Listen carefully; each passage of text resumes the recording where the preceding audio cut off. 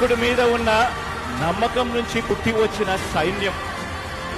ఒక నాయకుడిని నమ్మారు ప్రజలు అనంటే ఏ రకంగా ఉంటుంది స్పందన, ఏ రకంగా ఉంటుంది వాళ్ళ ప్రేమ అన్న దానికి ఇదే నిదర్శనం.